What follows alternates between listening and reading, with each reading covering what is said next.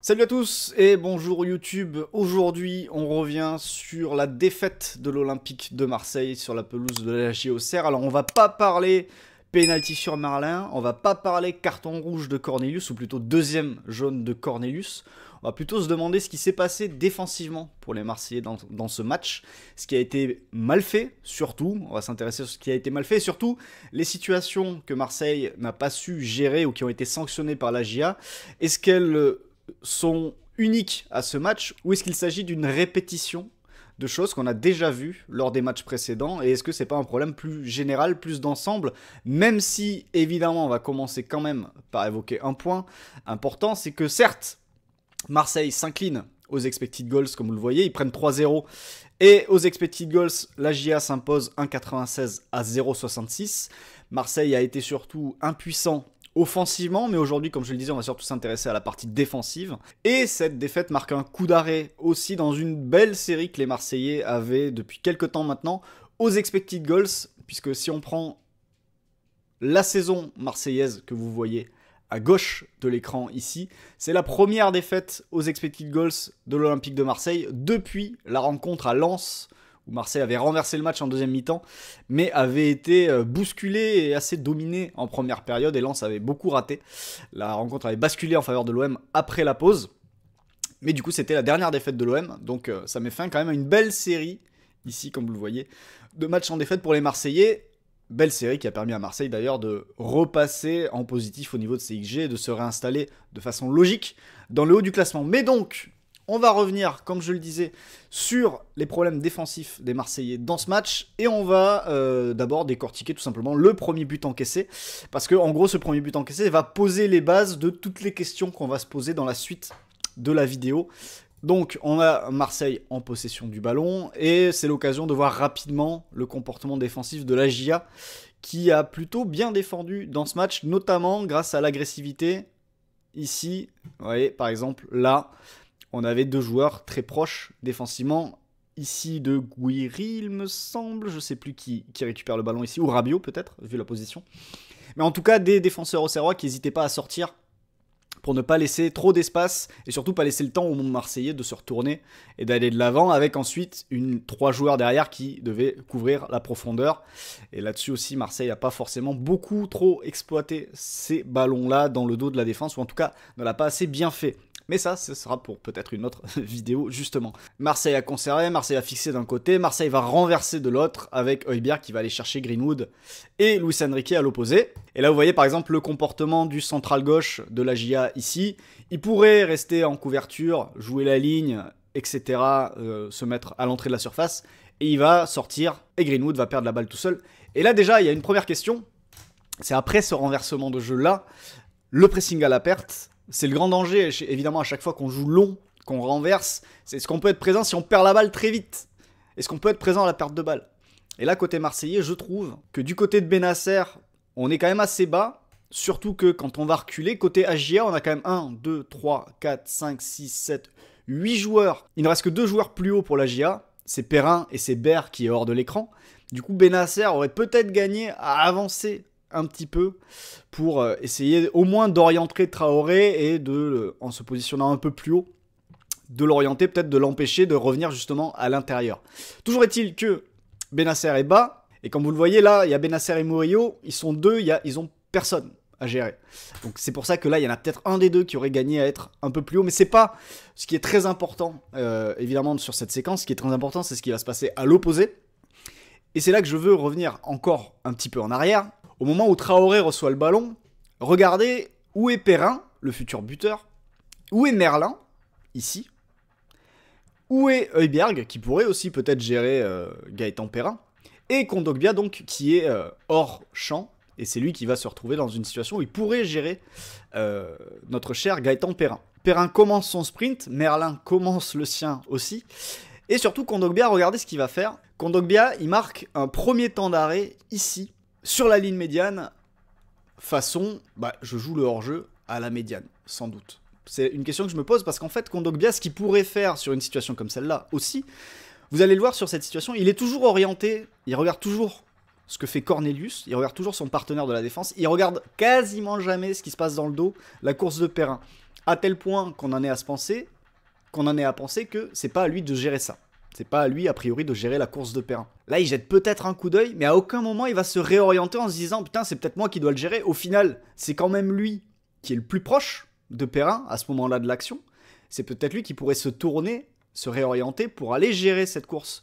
Finalement, je crois que la priorité pour lui, c'est de protéger l'axe et c'est surtout d'essayer de jouer le hors-jeu, de mettre hors-jeu Gaëtan Perrin, en tout cas de jouer la ligne. Parce que vous allez le voir, là encore, ici, il marque un temps d'arrêt par rapport à Cornelius. Et il joue encore, une fois, la ligne de hors-jeu, l'alignement. D'ailleurs, ça va gêner Gaëtan Perrin dans son appel. Vous voyez, Perrin est obligé de ralentir un petit peu pour pas être hors-jeu. Il est finalement lancé par Traoré. Mais là, déjà, vous voyez, il y a un choix au niveau de la défense marseillaise, au niveau de Kondogbia et Cornelius, en tout cas surtout au niveau de Kondogbia, il aurait pu depuis le début accompagner la course de Perrin, il ne l'a pas fait, il a préféré s'aligner avec son défenseur et essayer de jouer le hors-jeu. Ok, c'est un choix, mais est-ce que c'était le meilleur à ce moment-là, sachant que Perrin, lui, il doit se taper un sprint d'une vingtaine de mètres là depuis le début, et sprint qui va se poursuivre dans le camp adverse, on continue. Perrin va contrôler le ballon. Maintenant, Merlin, c'est en effet le joueur qui est aux premières loges. Et ici, bon, bah là, vous connaissez la suite. Merlin va se faire avoir par Perrin qui rentre à l'intérieur. Perrin qui, je vous le rappelle, quand même si on sait qu'il est doué de deux pieds, à la base, est droitier. Donc on s'attend peut-être pas forcément à ce qu'il rentre à l'intérieur aussi rapidement. Toujours est-il que j'ai du mal, en fait, à vraiment tomber sur Merlin sur une situation comme celle-là, pour la raison simple que là, on est quand même sur quelqu'un qui vient de se taper un sprint de 70 mètres, je pense, peut-être 80, je ne sais pas, et qui doit ensuite rentrer tout de suite dans un duel avec quelqu'un qui a un temps d'avance sur lui, et qui du coup va le surprendre en rentrant à l'intérieur. Et là, sur ce deuxième dribble, de mon point de vue aussi, là, Kondogbia, autant auparavant, je crois que Kondogbia, en ne s'orientant pas vers Perrin, ne fait que respecter une consigne, en se calquant sur le positionnement de Cornelius pour essayer de mettre son adversaire direct, pour essayer de mettre les attaquants de la JA hors jeu. Mais là, de mon point de vue, Kondogbia, il doit sortir plus vite, et surtout que Perrin, il pousse quand même le ballon un petit peu loin, il y a peut-être la possibilité d'anticiper, d'avancer un petit peu plus. C'est ce qu'il décide de faire, mais beaucoup trop tard. Et là, Perrin, bah, il est déjà en position de frappe. Et là, par contre, bon, bah, c'est la qualité du finisseur après, hein, parce que la frappe est parfaite, pleine lucarne, rien à dire. Mais déjà, voilà, sur cette première séquence, ce que je voulais mettre en avant, c'est les priorités au niveau de la défense centrale, le comportement de Kondogbia, qui pourrait gérer la course de Perrin, contrôler la course, mais choisit de jouer la ligne avec Cornelius. Ça gêne un peu Perrin, mais ça l'empêche pas. Et surtout, ça provoque quoi? Ça oblige un joueur comme Merlin à faire quand même un sacré sprint, alors que ça aurait pu être l'inverse, c'est-à-dire Kondogbia qui va accompagner la course de Perrin, et Merlin qui fait quand même son sprint, mais qui fait son sprint pour rentrer dans la ligne défensive et couvrir Kondogbia. Et je dis ça sans prendre en compte non plus, petit retour en arrière, le cas de Pierre-Emile Højbjerg, qui sur cette séquence-là, au départ, est ici, et à la fin, a complètement disparu de l'écran. Donc, troisième chose aussi, au niveau du milieu de terrain, il y a une question qui peut se poser sur où se situe Højbjerg sur toute cette action, sachant qu'au moment de la frappe, il est quand même assez loin. Il n'est pas aux premières loges non plus. Donc ça, c'était le premier but de Marseille. Deuxième action, nous voilà avant le premier but au Serrois. Perte de balle de Benasser. Récupération, je crois que c'est Joubal qui a la balle dans les pieds. Et nouvelle situation où vous avez Merlin qui revient, qui doit arriver de loin, qui revient ici, qui est en train de se replier. Et vous avez Kondogbia avec un joueur devant lui qui fait une course. Et là encore, ça va être intéressant de voir le comportement de Kondogbia. Qu'est-ce qu'il va faire sur cette situation-là? Est-ce qu'il va accompagner le joueur ou est-ce qu'il va garder l'axe et rester, on va dire, dans son couloir de jeu, son couloir défensif? Vous voyez, là, le joueur fait vraiment la course pour essayer d'embarquer avec lui, je pense, le défenseur et ouvrir l'axe. Et là, Kondogbia, il reste vraiment sur sa ligne. Et il ne va vraiment se déporter qu'après, vous allez le voir. Voilà, il décide d'y aller maintenant. Et qui joue le duel, le premier duel défensif, c'est toujours, à nouveau, Quentin Merlin, qui a fait un effort pour revenir défendre sur, je crois que c'est Owusu là qui fait la course. Du coup, il y a un petit problème aussi, c'est ça crée quand même un intervalle, parce que Kondogbia, il a fini par se déporter, mais il va jamais aller vraiment sur le côté. Ça crée un intervalle ici, enfin entre Cornelius et Kondogbia, intervalle qui pourrait être couvert par exemple par Højbjerg. Owusu prend la pression de Merlin, l'appel est déclenché ici, je crois que c'est Gaëtan Perrin, et là à nouveau, il faut regarder le comportement. Alors vous avez la ligne défensive marseillaise, vous avez Kondogbia, vous avez Cornelius, vous avez Murillo, et regardez le comportement de Højbjerg. Parce que là vous avez une ligne défensive qui joue la ligne, et regardez Højbjerg, il s'arrête complètement parce que on a une ligne marseillaise qui joue le hors-jeu en fait, ok, mais qui joue le hors-jeu sans être vraiment forcément très bien aligné. Regardez Murillo, regardez Cornelius, regardez Kondogbia, regardez Højbjerg, on s'arrête pas au même niveau. Vous avez Luis Enrique en revanche qui lui s'arrête sur la tonte sur la tonte du terrain.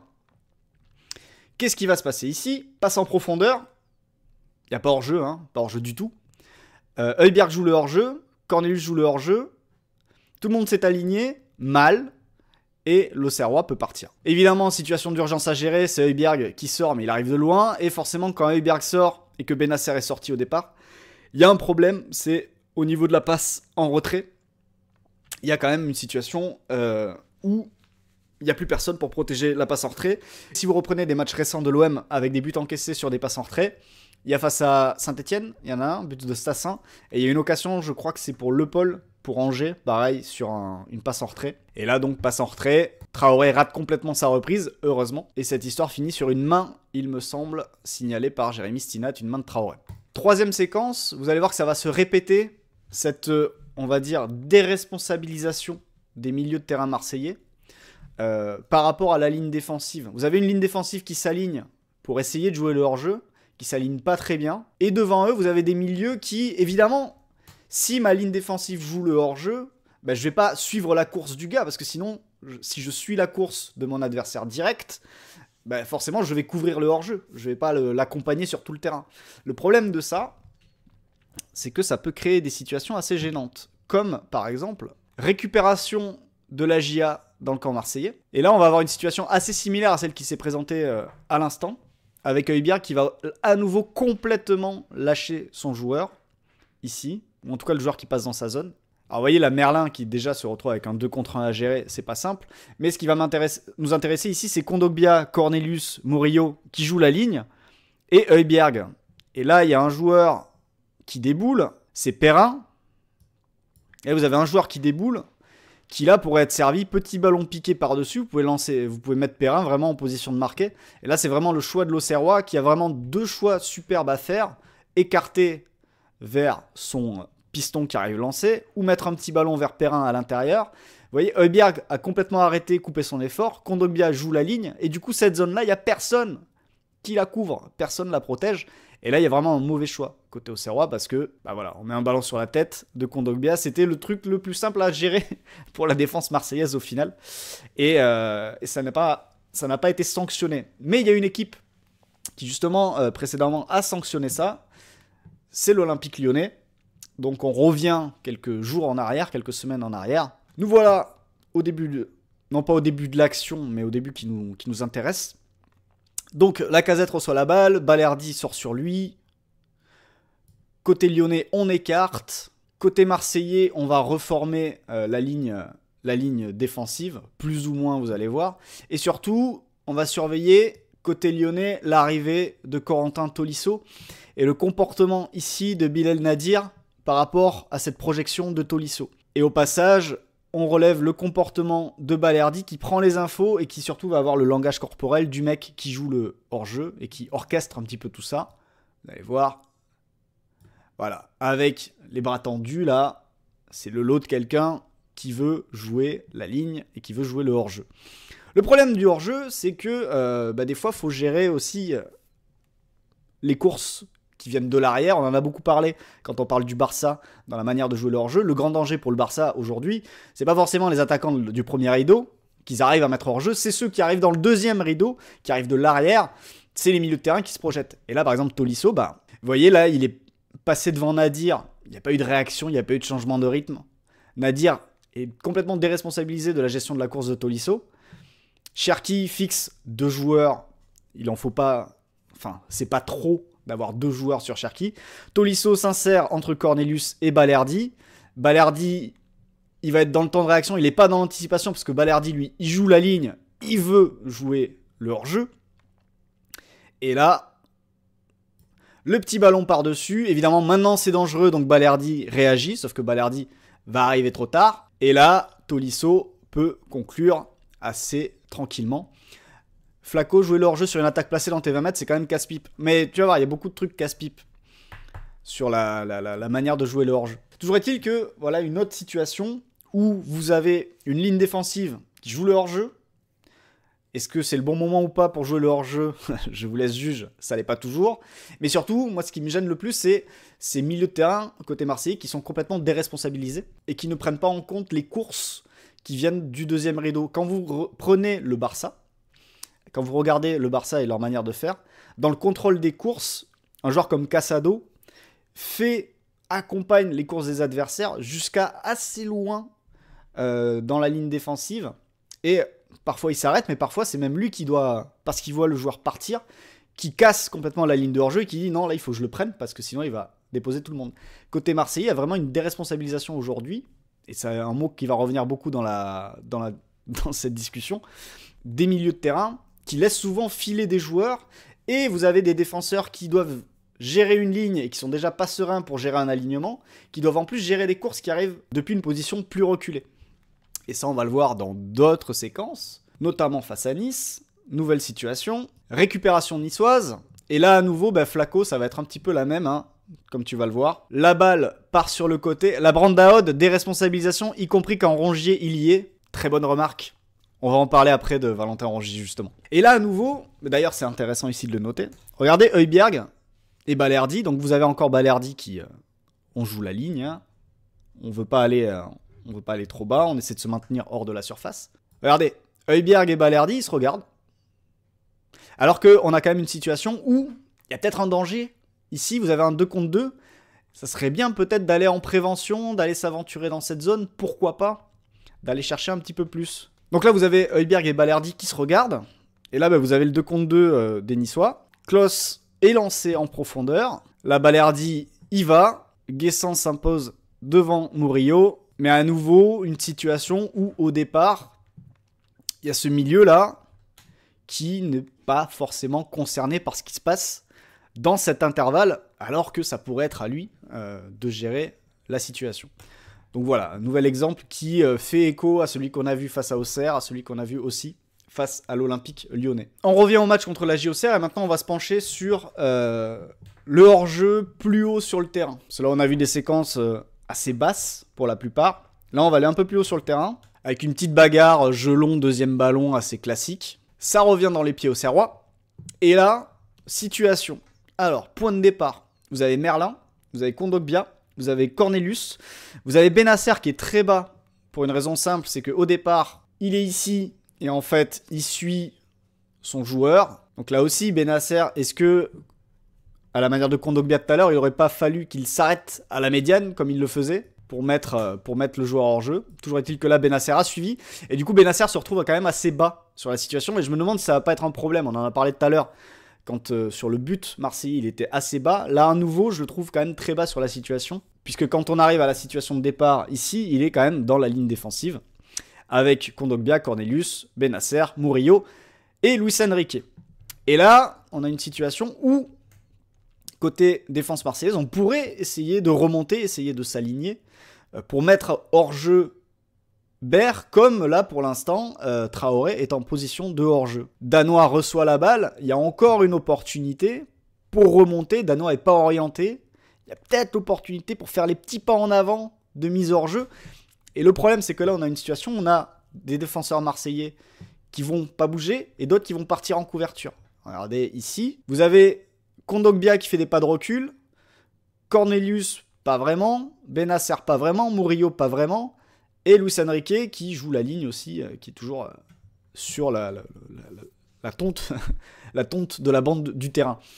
Et donc là, vous avez une ligne défensive en fait où tout le monde ne fait pas la même chose, tout le monde ne fonctionne pas de la même façon. Et du coup, forcément, quand la balle est lancé par Danois, Baer, il est couvert par Kondogbia, et surtout Traoré, à l'opposé, il s'échappe. On parlait des histoires de hors-jeu passif, et même là, Traoré, finalement, il n'est pas hors-jeu. De Dembélé, je vous renvoie vers une autre vidéo que j'ai faite auparavant sur le PSG. Et là, il faut un sacré retour quand même de Cornelius, ici, pour empêcher Baer de trouver Traoré, même si peut-être que la passe n'était pas parfaite non plus. Toujours est-il qu'à l'arrivée, c'est Cornelius qui coupe, et ça part en corner à ce moment-là. Et cette action, elle peut faire écho aussi à une action que vous avez certainement vue et revue. C'est un but encaissé, c'était face à Strasbourg, il y a quelques semaines, avec un ballon qui arrive dans les pieds d'André Santos. Et là, à nouveau, on a beaucoup parlé des milieux de terrain marseillais depuis le début de cette vidéo.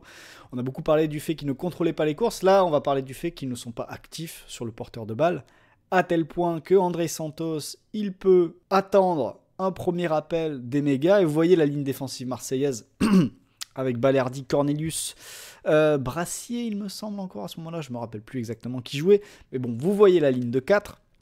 Vous voyez Emega qui fait un premier appel, Santos qui n'est pas dans le bon tempo, qui du coup ne donne pas la balle, sans qu'il y ait une seule réaction de la part des milieux de terrain marseillais ou de Neil Maupay.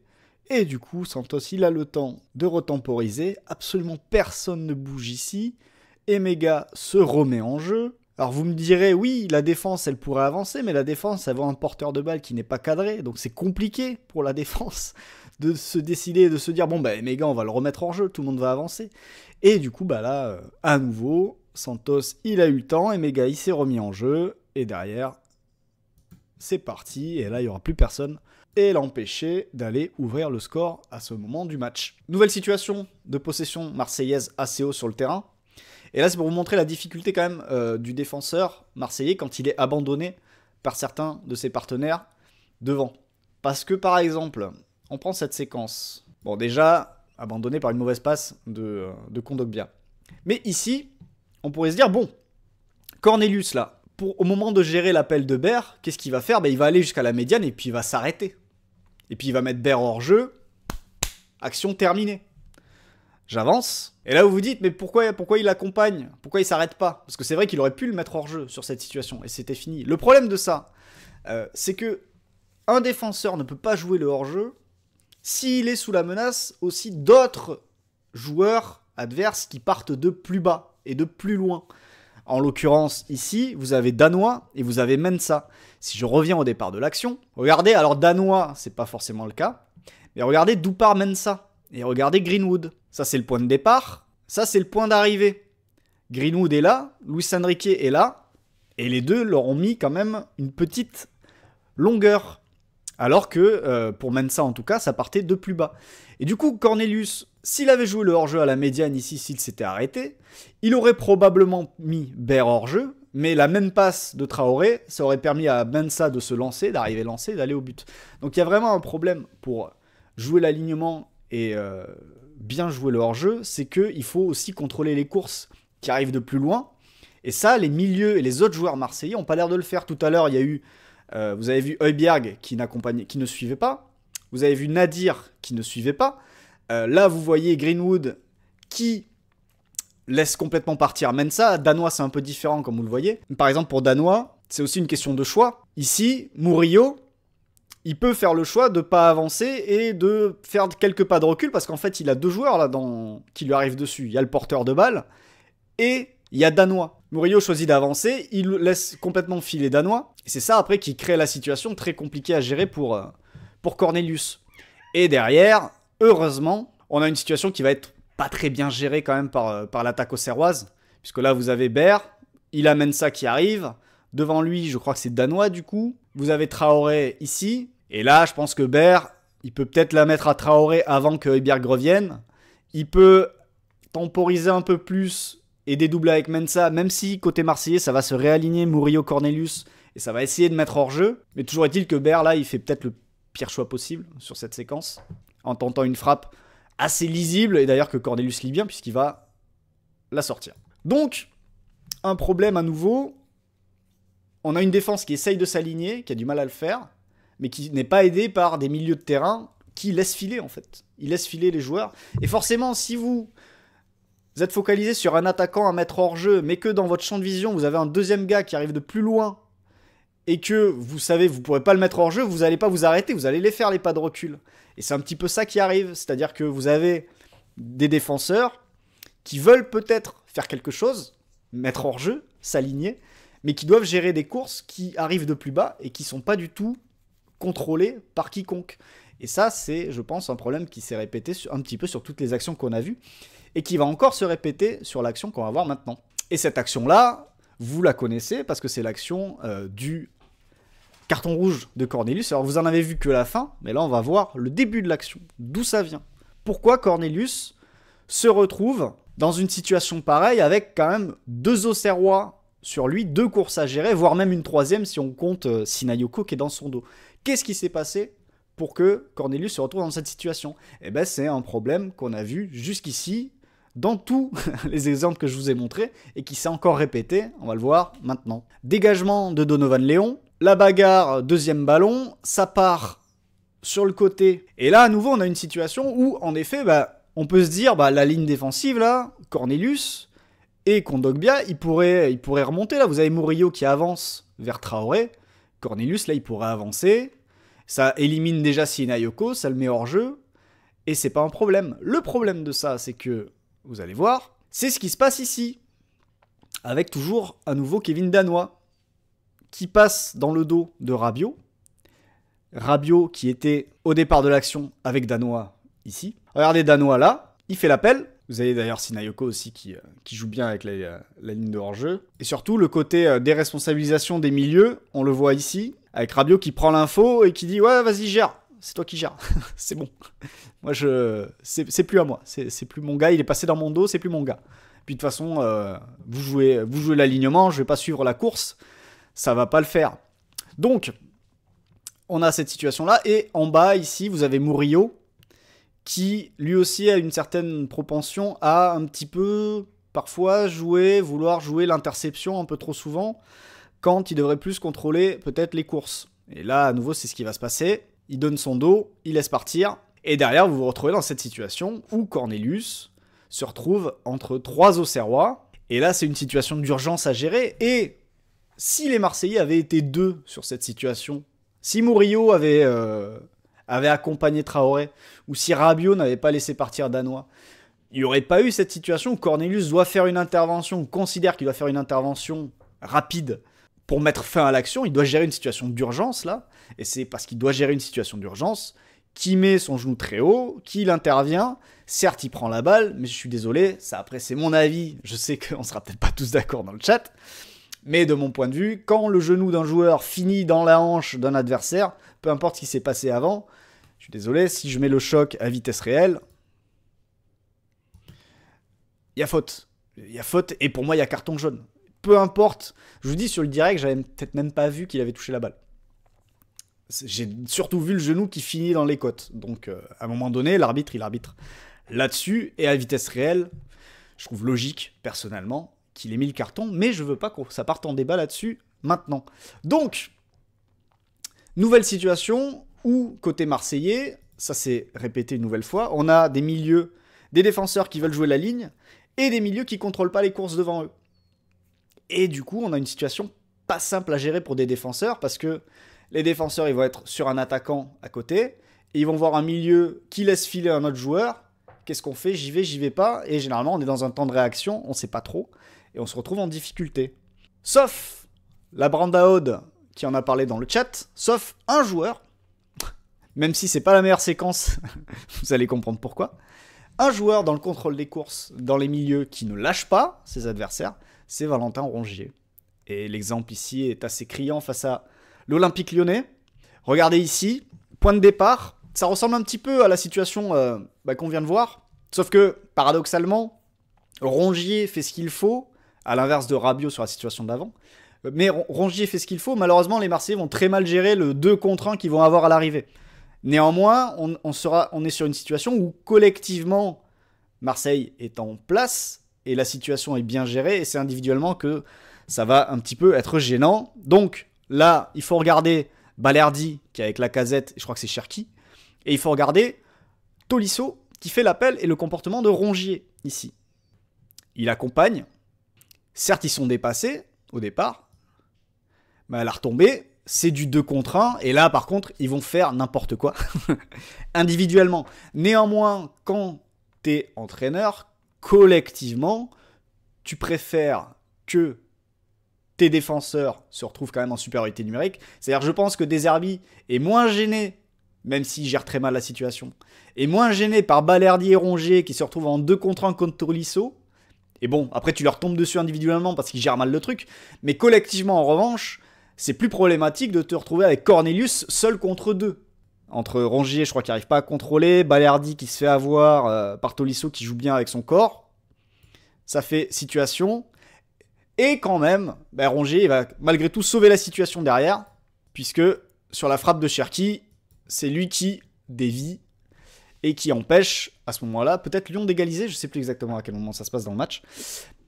Mais voilà, là vous avez un milieu de terrain qui accompagne et qui ne laisse pas partir ses adversaires. Peu importe ce que fait la ligne défensive, je préfère personnellement le comportement de Rongier, surtout avec une ligne défensive qui n'a pas l'air vraiment sûre d'elle. Ah, il empêche le 2-0, d'accord, donc très important en plus. Je préfère le comportement de Rongier sur cette situation-là que le comportement de Rabiot sur la situation précédente ou le comportement de Højbjerg qu'on a vu sur d'autres auparavant. Donc voilà, il y a vraiment une question qui se pose, c'est certes vous avez une défense qui veut jouer le hors-jeu, mais ça ne doit pas pour autant déresponsabiliser complètement les milieux de terrain dans le fait d'accompagner les courses et d'accompagner les adversaires qui font des appels depuis plus bas. Et je vous conseille à nouveau de voir des matchs du Barça, de voir le comportement notamment de Casado, qui en tant que 6 peut parfois lui-même, parce qu'il le décide, parce qu'il voit la situation, il voit une course qui arrive de loin, il va suivre le gars et parfois c'est lui qui va plus loin que ses défenseurs pour aller couvrir. Donc voilà, je trouvais ça important à mettre en avant. Et il y a peut-être des choses à rectifier, à ajuster dans la manière de faire côté marseillais. Tant au niveau de la défense, vous avez vu des alignements pas forcément très sûrs, qu'au niveau des milieux de terrain, avec des milieux qui lâchent, je trouve, un peu trop souvent et un peu trop facilement leur vis-à-vis, et qui du coup compliquent le travail des défenseurs derrière. Néanmoins, dernière situation où là, en revanche, le défenseur n'a pas forcément d'excuses. C'est ici. On est à l'origine du penalty pour la JOCR. Perte de balle de Luis Enrique, ça va partir en transition. Alors là, l'OM est à 10. Mais quand même, quand je vous dis que les défenseurs, ils ont vraiment en tête, on s'aligne, on s'aligne, on s'aligne, parfois ça va à l'extrême. Par exemple ici, regardez Kondogbia. Regardez Kondogbia ici, avec Murillo. Et donc ils ont Sinayoko à gérer. Regardez le comportement de Kondogbia, attention, ça va aller vite. Vous avez bien vu, Kondogbia joue le hors-jeu dans le camp adverse. Voilà. Alors ça montre bien la difficulté quand même que c'est dans la tête. Parce qu'on peut se moquer, mais on est sur quelqu'un qui, cognitivement, est fatigué à ce moment-là du match, très certainement, pour jouer le hors-jeu dans le camp adverse. Parce que là, je vous la remets, hein, si vous n'êtes pas sûr, mais dans son comportement, dans son langage corporel, hop, il joue la ligne, il joue le hors-jeu. On est quand même dans le camp de la JA. Il n'y a pas de hors-jeu, évidemment, dans le camp de la JA. Donc on a un joueur qui est certainement un petit peu fatigué à ce moment-là du match. Et derrière, la suite de l'action, vous savez que ça finit avec le penalty concédé par Rouli et le petit carton jaune pour le gardien de l'OM. Alors évidemment, il ne s'agit pas de remettre en question toute la manière de défendre de l'OM. Cette saison, l'OM quand même défend de mieux en mieux par rapport au début de saison.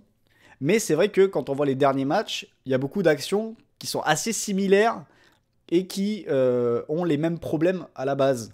C'est cette ligne défensive qui s'aligne, qui essaye de s'aligner tant bien que mal, et surtout des milieux qui sont souvent déconnectés, éteints, et qui sont pas forcément... qui manquent d'activité parfois.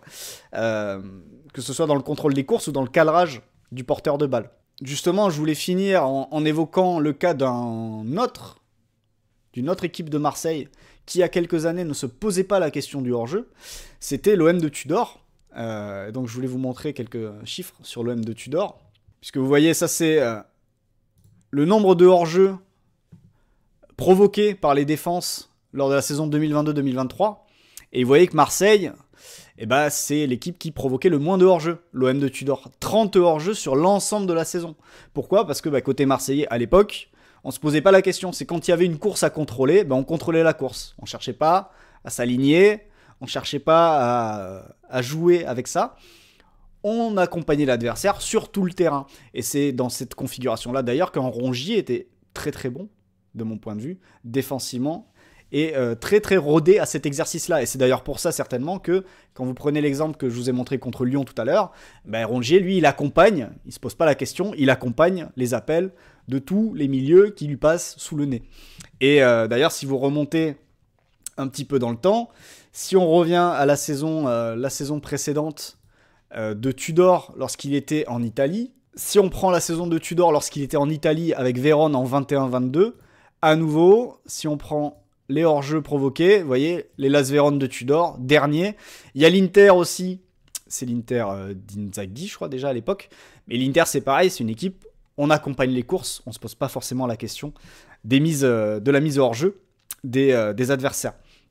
Et justement, cette année, côté marseillais, néanmoins, cet outil-là, côté marseillais cette année, on est à l'opposé. Côté marseillais cette année, on est à l'opposé, parce que Marseille, cette année, en Ligue 1, c'est l'équipe qui provoque le plus de hors-jeu. Quasiment 3 hors-jeux provoqués par match depuis le début de la saison.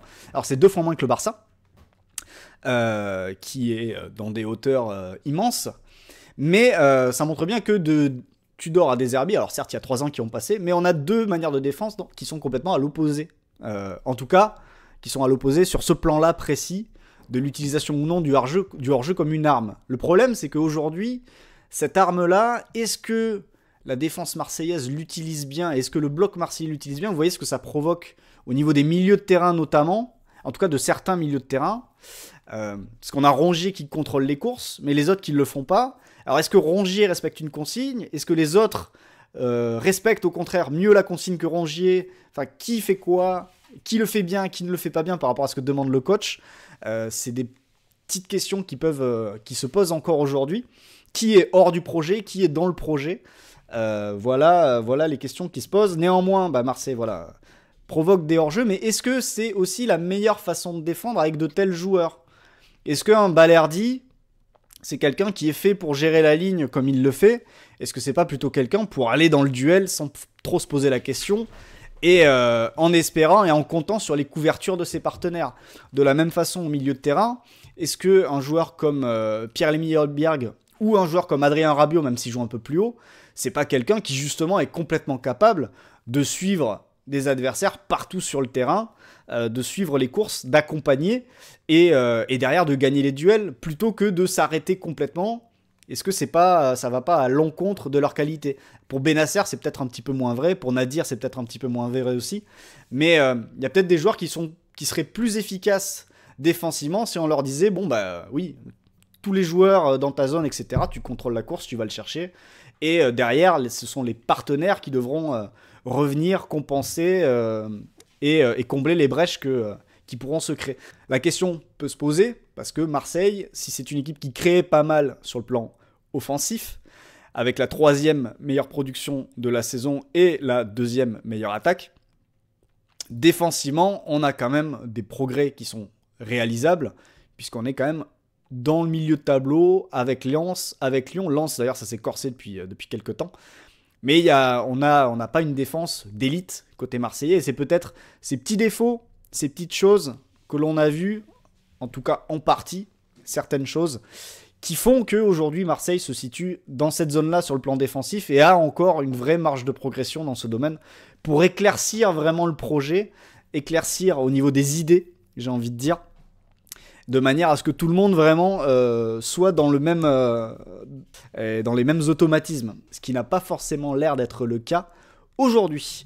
Et finalement, quand on voit les nombreux avertissements, cartons jaunes et cartons rouges reçus par des défenseurs de l'Olympique de Marseille depuis le début de la saison, Cornelius qui en a pris 2 par exemple, certes pour des choses très différentes, mais on peut aussi peut-être se demander si ce qui est demandé aujourd'hui aux défenseurs marseillais n'est pas trop compliqué, n'est pas trop difficile, et si les milieux pourraient peut-être en faire un peu plus pour leur faciliter la tâche, et même un peu plus haut sur le terrain, Un pressing plus efficace, ça permet forcément de mieux gérer les situations de hors-jeu, puisque tant que le porteur n'est pas cadré, on peut avancer.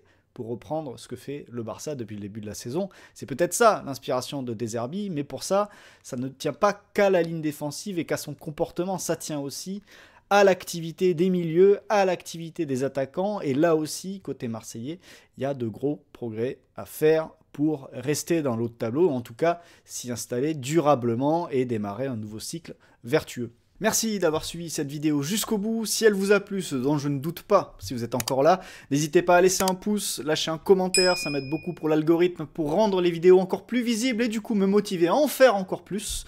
Donc je compte sur vous et à bientôt pour un prochain sujet vidéo. Ciao!